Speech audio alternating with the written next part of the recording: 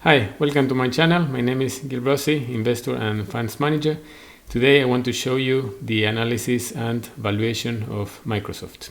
First of all, let me show you the structure I will use.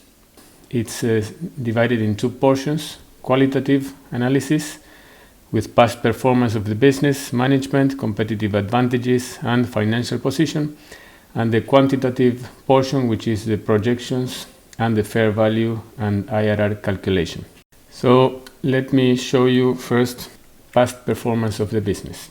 This graph summarizes the income statement, and you can see here that the revenue, which is this orange line, has grown at a compounded annual growth rate of 8.6%, and the EBITDA, this brown line, has grown at a 9.4% on a compounded annual growth rate for the past 10 years. We see here the operating margin, the green line, which is similar to EBITDA. The difference here is the depreciation and amortization. As you can see, it has been growing because they have been investing. Then we have the operating margin, which is coming up from a 20% here roughly to 40%. So it's been improving lately. And I think this is because the weight of higher margin businesses like cloud is having more impact on the results. Here, if we see the net sales by category, Microsoft divided it in productivity and business process, intelligent cloud,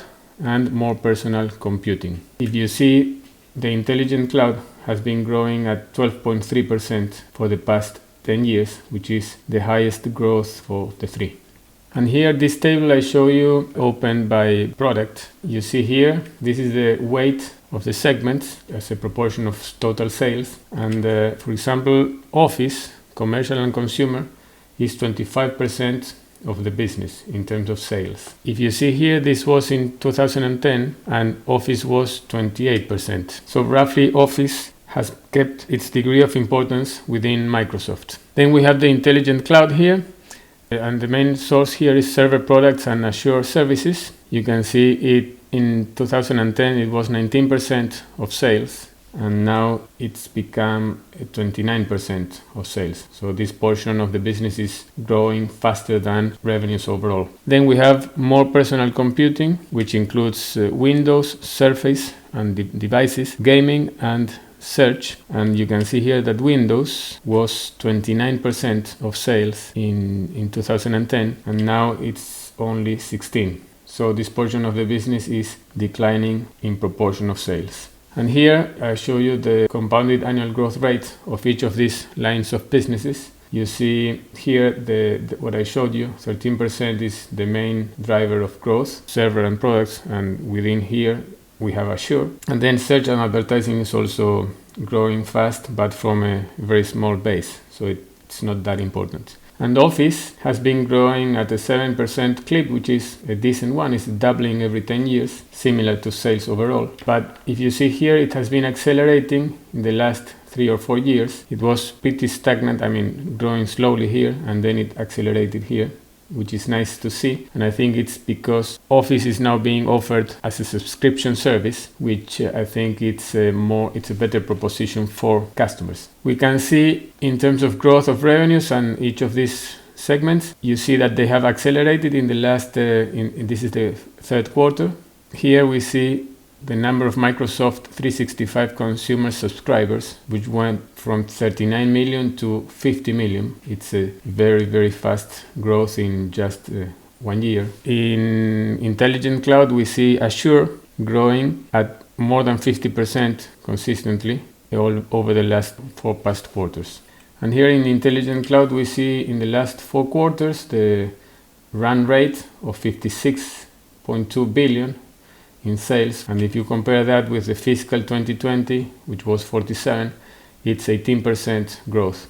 So roughly this is what we should expect for 2021 for the Intelligent Cloud. Let me show you here what has happened with the Microsoft Cloud, the commercial cloud as they call it, from 10% market share to 20% market share only in the last 1, 2, 3, 4 years. And this includes infrastructure as a service, platform as a service, and hosted private cloud. So this is what Microsoft called commercial cloud, which includes Office and Assure. And in this graph, we can see the share of respondents that are running apps on Assure, 63%, the ones that are experimenting with Assure, 20%, and those that are planning to use Assure, 6%. So we have a big base of people using Assure and also 26% planning at some stage to use it or experimenting with it. And in this report, we see similar results. Assure and Microsoft Software as a Service, both receiving highest scores in percent of respondents planning to increase usage, either slightly or significantly. So we have here 61% are responding that they will slightly increase or significantly increase Microsoft Azure, and 57% regarding software as a service. And if you see here, Microsoft licensed software has high scores in people planning to decrease usage. Presumably, I think moving to Microsoft software as a service. Office 365, which is here, already has more than 165 million subscribers. And this, I think, is going to keep growing. The cash flow statement grew at 12.8% on a compounded annual growth rate, and the free cash flow of 45 billion grew at a 10.8%.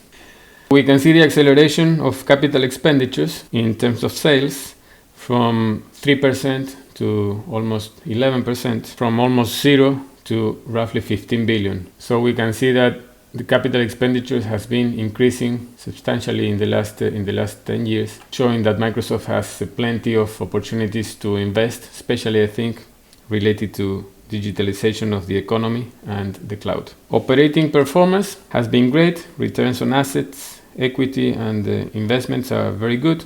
Double-digit 5-year averages for all measures. And especially return on invested capital has been particularly good and higher than weighted average cost of capital for every year for the past 10 years. So operation margins are also great. We can see that the gross margin was deteriorating at the beginning of the decade, and now it's improving. This is because they have been investing here and now the investment is paying off. The operating margin followed a similar pattern, now has started to improve and reaching a very high 37% in 2020. Marketing expense ratio has been improving, which is good to see. As the company increases revenue, it leverages advertising, and these results are improving the operating expense ratio. Overall, past performance is satisfactory. Let's now move to management. Microsoft, let me show you this table with the total shareholder return for Microsoft versus the Standard & Poor's, especially this one here on the right, which shows the results since Mr. Nadella became the CEO in February 2014. We can see that, judging by this, Mr. Nadella has been doing a great job. You see, this is Microsoft return and this is Standard & Poor's return. He has been changing a few things in Microsoft. One of them is his customer obsession view, similar to Jeff Bezos. And here in this CEO letter of 2014, you can see he was talking about customer obsession, wanted the culture to become more customer obsessed across all products. And here in this letter of 2018, he also mentions customer success as the focus for this new era of Microsoft. And here again, each day we practice customer obsession in 2019, and lastly in 2020 he talks about customer obsession again. A few things I like about the way management is running the company: single class stocks with equal voting rights. All directors are elected annually. These are two good things. Then we have here in the proxy statement, they show that the board of directors engaged in a shareholder listening tour where they got feedback from 48% of shareholders with the objective of aligning compensation with shareholders' interests. And this is a great practice that I have not seen very much in other companies. It shows that the board of directors really interested in doing their job, not just sitting in meetings, nodding and getting their fees. So let's move to my list of points I check in management. Capital allocation, return, especially return on invested capital, compensation aligned with shareholders, stock ownership by insiders, dividend policy, and long-term vision. In capital allocation, I showed you the return on invested capital for the past 10 years already, but here we can see it in a graphical form. And you can see this is the weighted average cost of capital, and this is the return on investment. And for every year of the past 10 years, they have been creating value. So it shows a company with competitive advantages and well run. This is how they have been using cash flow. As you can see, they fund dividends and buybacks with free cash flow. And share buybacks have also been a great way of returning capital to shareholders. As you can see here, they have been quite substantial. And all share buybacks have been a great investment because the company has been creating value every year. So I think it has been a good use of cash. In terms of acquisitions, we have Skype in October 2011, Nokia in 2014, LinkedIn in 2016. They paid 50% premium to market cap, or 26 times sales. And then in 2018 they came with GitHub, which is an internet host for software development. Recently Microsoft took $1 billion write-off from Nokia acquisition, meaning it wasn't really a very good acquisition.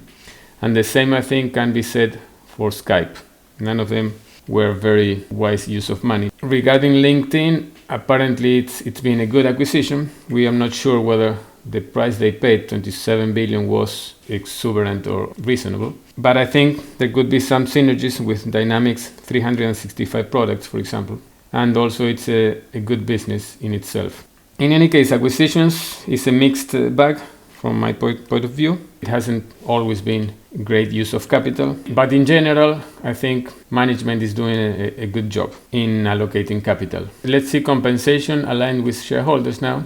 So managers are compensated with a mix of cash and stock incentives other than the base salary, and 70% of equity incentives are performance-based using a bunch of metrics and total shareholder return modifier, as they call it. The compensation is a bit complex, as you can see, but well, at least if you can see here, the CEO is getting 65% of his compensation is based on performance metrics. Most of it is aligned with shareholders because it's paid in equity. The salary is quite small as a percentage. So I think in general, compensation is okay, is aligned with shareholders. Here we can see the total compensation, which is reasonable for a company like this. And all other compensation, which includes perks and security and all that. For what I can see, Microsoft is one of the best here in terms of no perks for executives.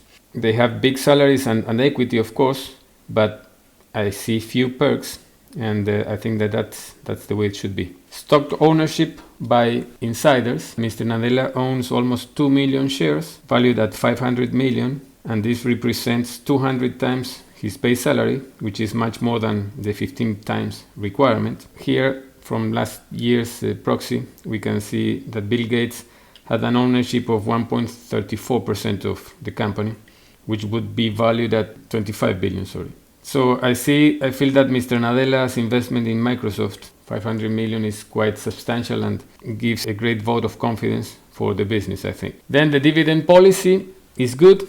They pay a dividend well within their possibilities. They rely more on buybacks to return capital to shareholders, which is something I like. And dividends have not hindered the possibility to keep investing in the business when good opportunities arise, like now with the cloud. And lastly, for all what I've seen, the company is running with a long-term vision in mind. So in general, I am happy with management. It is a pass to me. And so let's now move to competitive advantages. Microsoft has 4 different competitive advantages, in my view. Product and services with large customer base, network effects, switching costs, and intangible assets.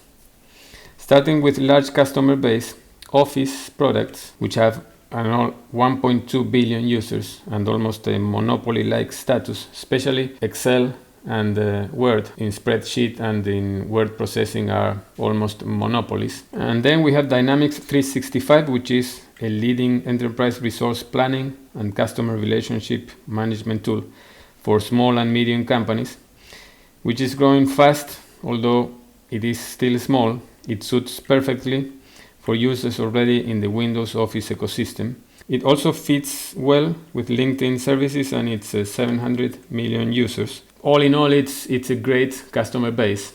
Microsoft is running all these services in the cloud, and that enhances the service Azure offers to its 1.2 billion identities in its directory. If we add to this Edge Windows with its 1.3 billion devices running on its 83% global market share on PC operating system, and then Visual Studio, here the integrated development environment for computer and mobile applications and websites and web applications, which is a popular tool used by most programmers. GitHub, the recent acquisition, improves the developer experience. GitHub has 55 million unique users. So all this is a huge customer base that laid the foundations for Microsoft network effect and switching costs. For example, let's see the network effect.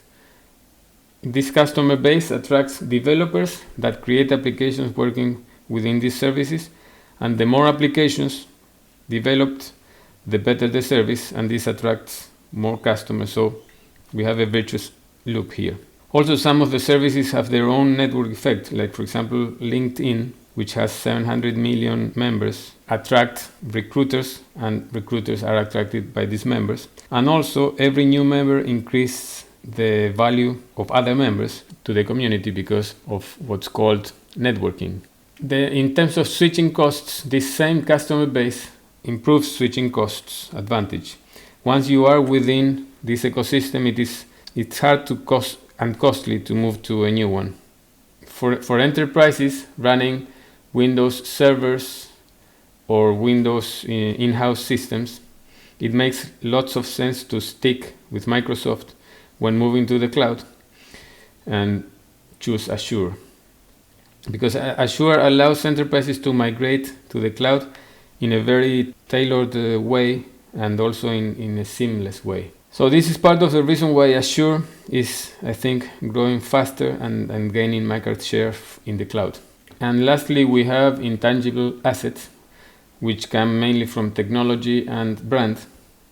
The technological edge necessary to run all these products and services and keep innovating and developing is almost impossible to replicate, I think. And it will last for many years as long as Microsoft keeps spending time and money in research and development and keeps up with innovation, which I think is something that they will do. The brand is not comparable to a consumer products brand like Apple, for example. It's not a brand that will make you cooler, but it's a synonym of good quality and good customer support. So I think it's a good brand that they have. So I think I'm happy with competitive advantages. I think they are durable and they will last at least for the next 10 years. Will help the business keep creating value. So now let's move to financial position. Here's the balance sheet for the last couple of years, and this is the assets.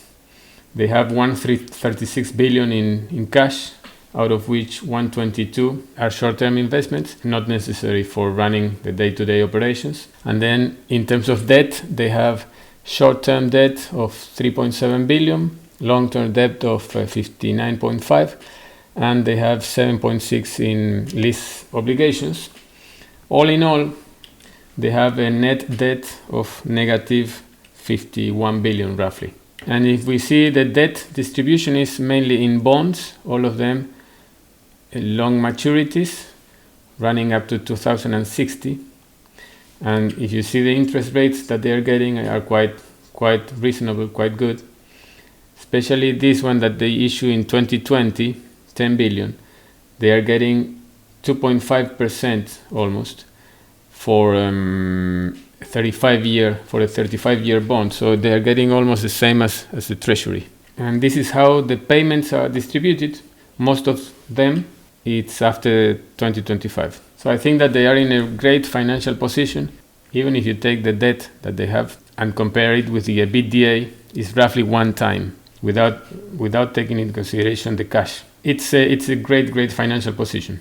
So as you can see, all 4 measures I think are great: past performance, management, competitive advantages, and financial position.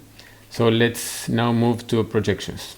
In projections, let me show you what I do with sales. What I'm doing is I'm opening them in the same way that they disclose them in the financial statements. And I'm showing you here the past 10 years growth that I already showed you and what I am assuming for the next 10 years. If you see, I'm assuming 8% for Office, 12% for LinkedIn, even though this 52% looks huge. It's only because they came from a very low base, and it's not going to be sustainable. So I think that this 12% means they will double the number of users from 700 to 1.4 billion, and also they will increase roughly 30 to 50% the monetization on each of them. In Dynamics, I'm keeping a 1%, but I think this is conservative because Dynamics has been mixed with others, and others is really difficult to see what they have. But that's why it is showing such a small growth. But really, the Dynamics has been growing lately much more than 1%. But I'm going to be conservative. Here also in server products and Azure services, I am being conservative. This is the cloud, really. It's grown 13% in the past 10 years, and I'm going to assume only 15%. But here I want to show you one thing. Remember that Microsoft was gaining market share to 20%. And this I told you, it's what's called commercial cloud. So in commercial cloud, they have parts of Office and parts of server and product. So there's Azure, which is part of what they call commercial cloud, and there's Office 365. So these are the numbers I am projecting. If I go now to calculate the commercial cloud, and I assume that Office out of this is 30% is the cloud, and Azure out of this 30% also is the cloud, is Azure.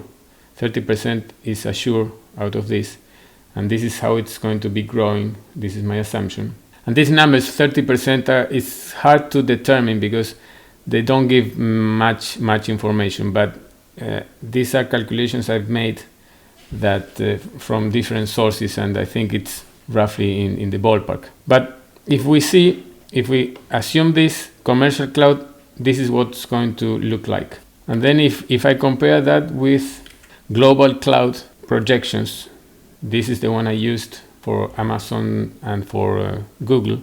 This is in $1 billion, so 1.7 trillion. So commercial cloud is going to be really a very smaller percentage in market share than the one that they have been experiencing in 2020, which is 20%. So this is what I want to show you, is that if these numbers are roughly on the ballpark, what I am assuming for the cloud growth is quite conservative. And then we have what I am assuming for Windows, roughly the same figures that they have experienced in the past for all this. So these are my assumptions on sales. So in terms of the gross profit, this is what we had in the past, and this is what I am projecting. So the gross profit, what I am assuming is, if you see here, 80% going down and then from 62 going up to 68. And what I am assuming here is going from 68 slowly up to 69. The same for research and development to sales. If you see here, it's quite constant, 14%. So I'm going to assume also the same. And in sales general and administrative, they have been improving. So I'm going to keep also an improvement, not as fast as in the past, but from 17 to 15. So all that gives me the operating income, which you can see has a similar behavior than the gross margin. So if we add to this forecast depreciation and amortization, we'll get EBITDA. And this EBITDA is something I use for valuation purposes later. So let's now go to cash flow. This is the past, and this is my assumptions. I'm assuming operating cash flow growing at 15% to 10%, interpolating here. And you can see that it gives me a 12.4% growth in operating cash flow, which is similar to what they had in the past. And this is the free cash flow. This is the free cash flow that they have had in the past, 10.8%. And this is the free cash flow I am assuming. So you can see here that my assumptions are a bit better than in the past. But it's mainly due to these capital expenditures that, if you see here, it was going up from 3% to 10%. They started ramping it up. And what I'm assuming is it's going to be roughly constant. So that's why the difference of 10 to 13.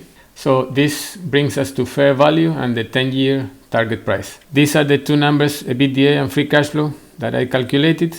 I'm going to use 22 as the ratio for EBITDA and 22 for free cash flow. And this 22 for free cash flow here comes from these assumptions. 9% growth going down to 4% from 2030 to 2040. And then weighted average cost of capital of 9. Then growth in perpetuity of 3. So all that gives me 22.4 as the free cash flow to enterprise value.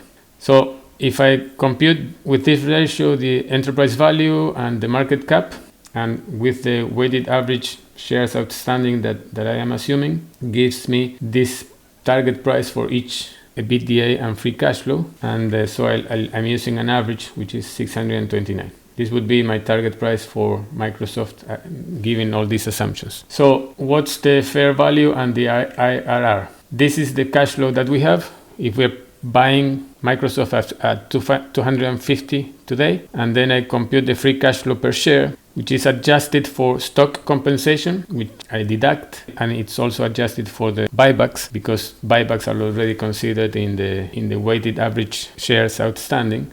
And this whole cash flow is what I'm going to get if I buy Microsoft at 250 and I sell it 10 years from now at 629. So that gives me this table where if I buy this at 250, I get a 12.25% internal rate of return. And I could even go and buy it at 300 and I will still get a roughly 10%, which is what I'm looking for, IRR. So this 300 would be my fair value for Microsoft. So that concludes my valuation and analysis of Microsoft. I hope you liked it. I hope you found it interesting and informative. As you can see, I think Microsoft is a very high quality business. It has a bright future in the next decade and probably beyond.